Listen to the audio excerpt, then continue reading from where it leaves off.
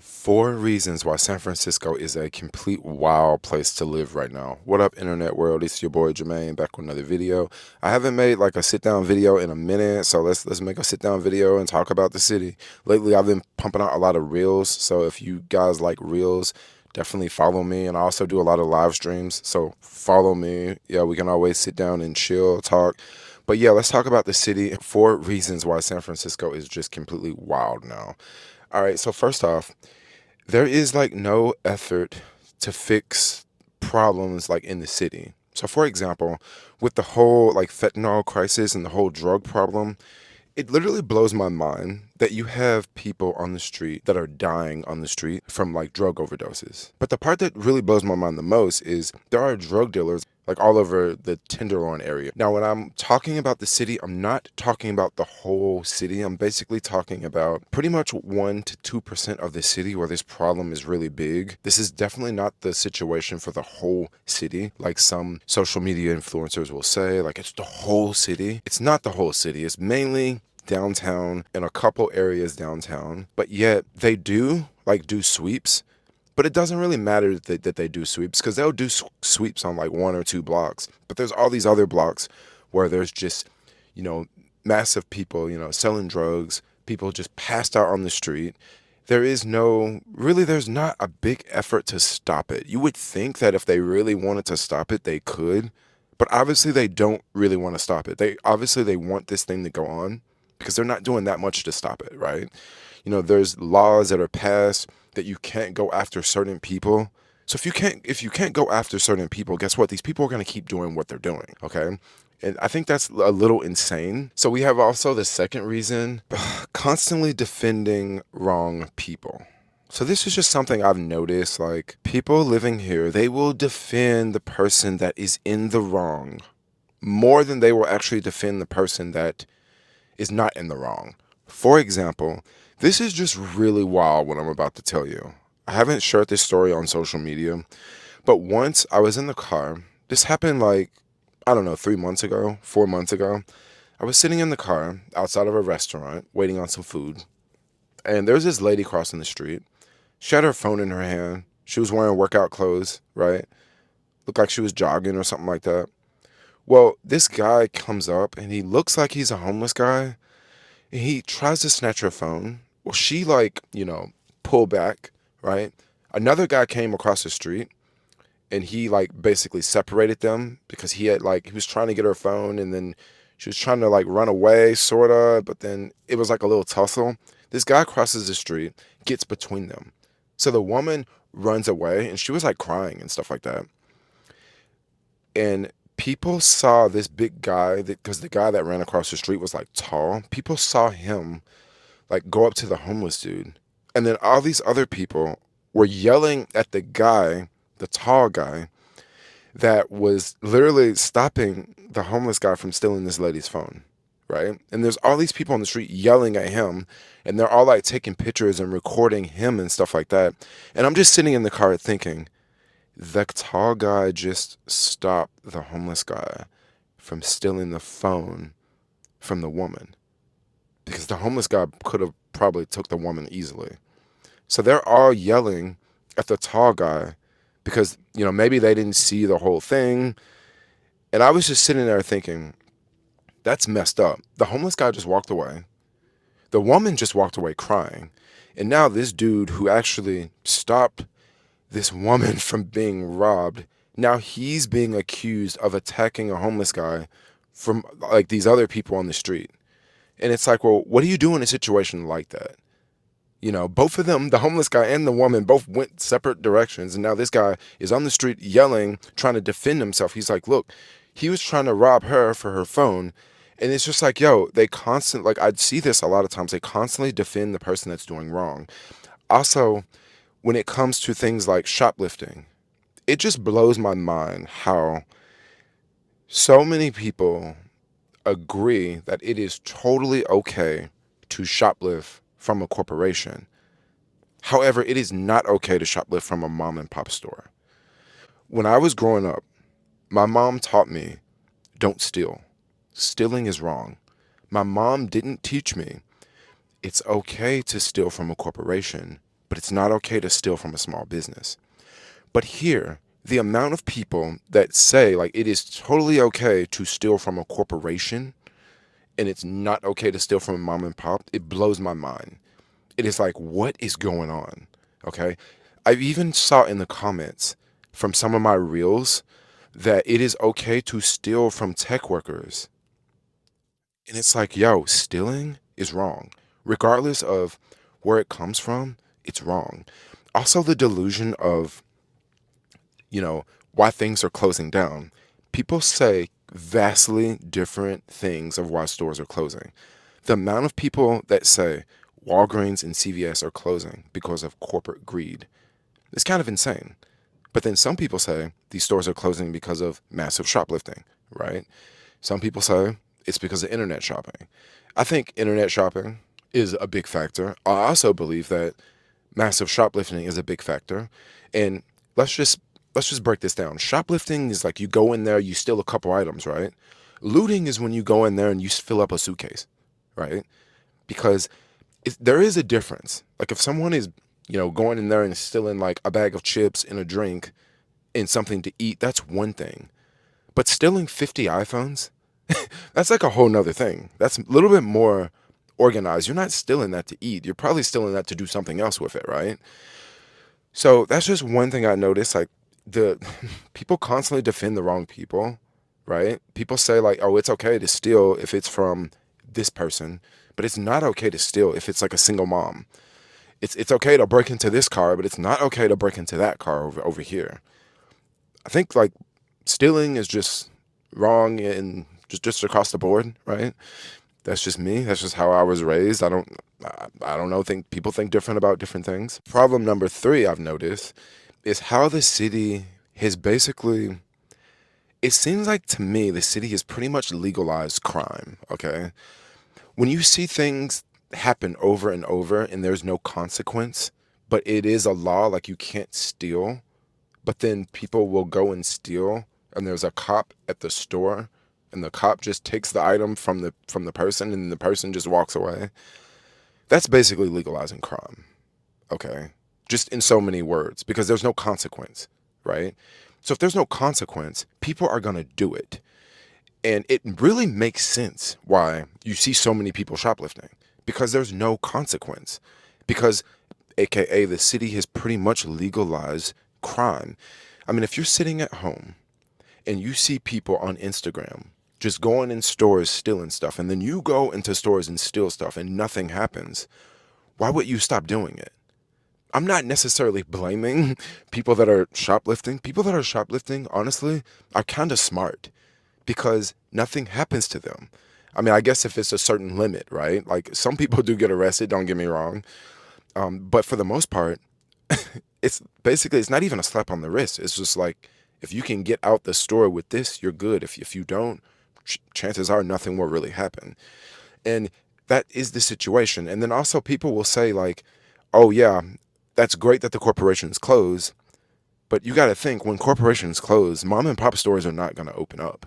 Like they're not. Mom and pop stores are not going to put themselves on the line after they see that, all this has happened when these corporations are here. Why would a mom and pop store open?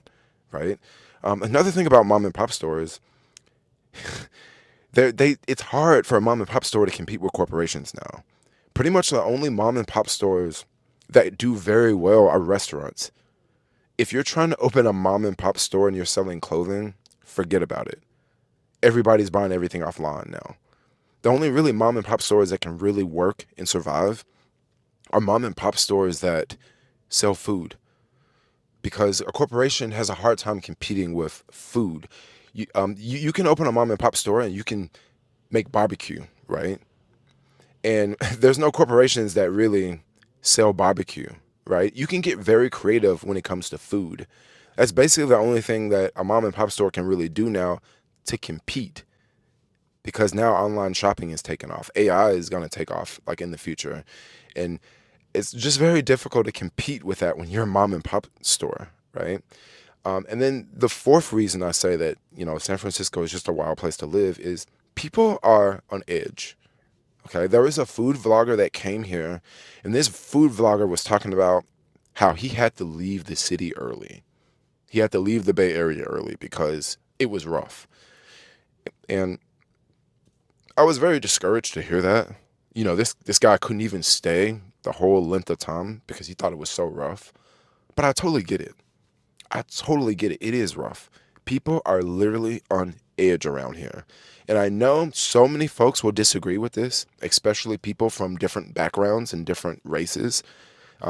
Read in some comments, people come here and they're from Texas and they say, oh, people in San Francisco are so friendly and people in San Francisco are so nice. Well, yeah, maybe if you're in Fisherman's Wharf, people are really nice and friendly. But I go around the city and the amount of people I notice that are literally on edge is off the chain. I'll go into a restaurant, and this happens often where I'll walk into a restaurant to go pick up food, and I see people taking their bags off of the table, people taking their computer off of the table. That's people living on edge. That's people fearful of, oh my gosh, is something about to go down? I see this constantly. And I'm not like the type of person that's walking in with a hoodie on in a full face ski mask.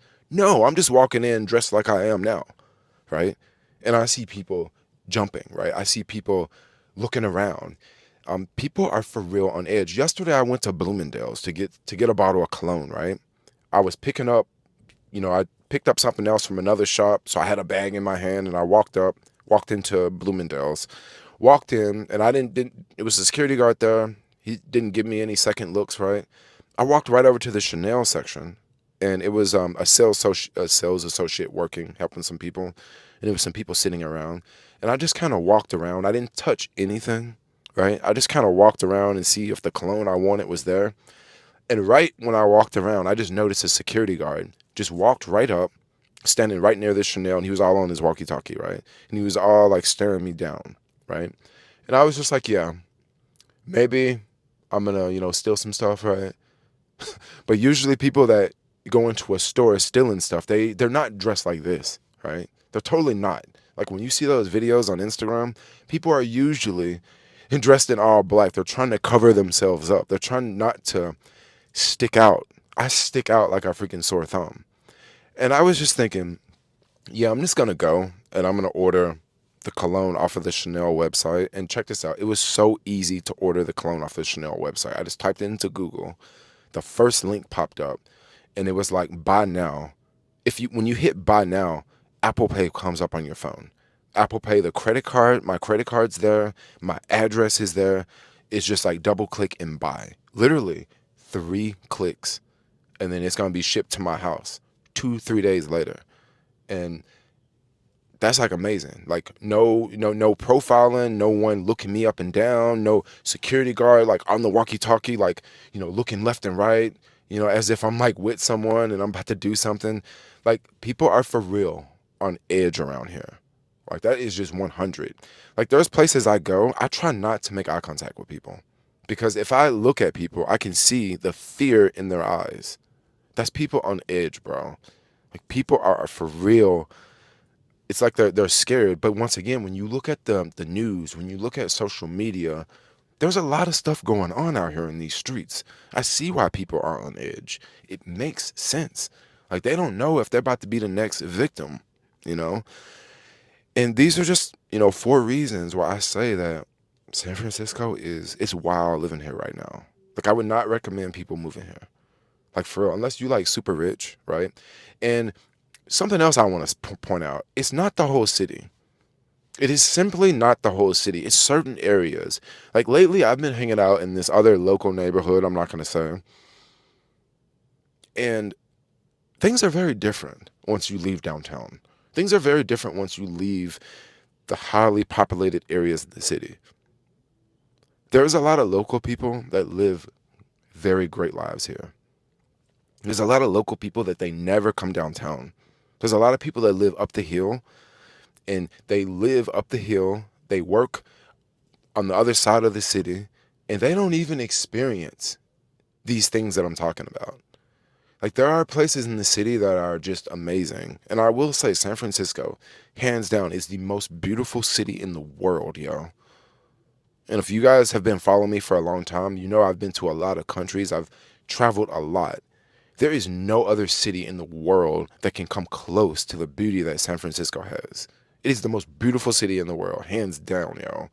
I mean, how houses are just all on hills, and how you have the weather that's just bizarre, the fog, the wind. It is amazing. It's a great place to live. And I'm not trying to, bash the city. I'm not trying to talk down on the city. But one thing I will say, like, these are things I notice because I live here and I don't just work from home. I live here and I work, and I'm always out in the city. I'm always out. I'm always doing stuff because it's a city. I mean, that's why people move to the city to do things, to go out, to be seen, to go places.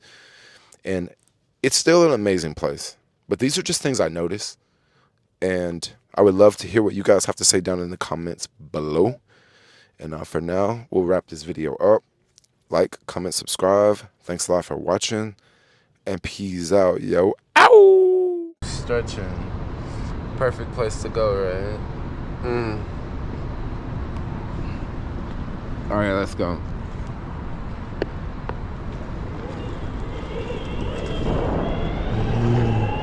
Hey, what's even better? Let's do it in the middle of the intersection shit. Oh, why not? It's the perfect place to do stretching, I love it. There's no cars. This reminds me of the middle of the pandemic, It was like this. Look at that view down there. There's like nobody out. I love it.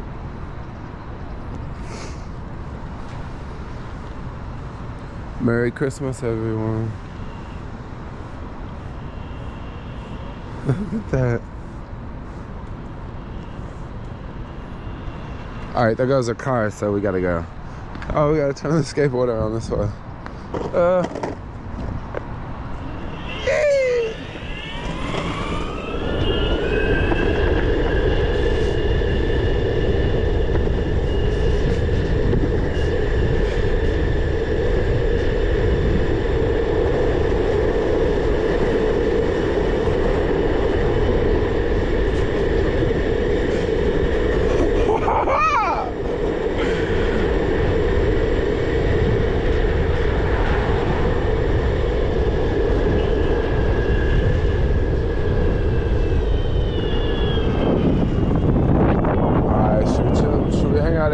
This intersection, do some stretching, do some squatting. All right, let's go.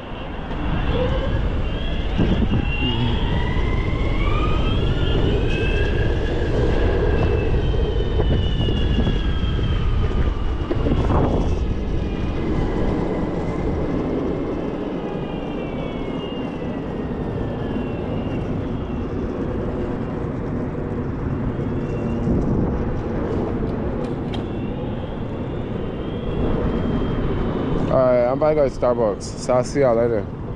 Bye bye. Like, comment, subscribe. See you later.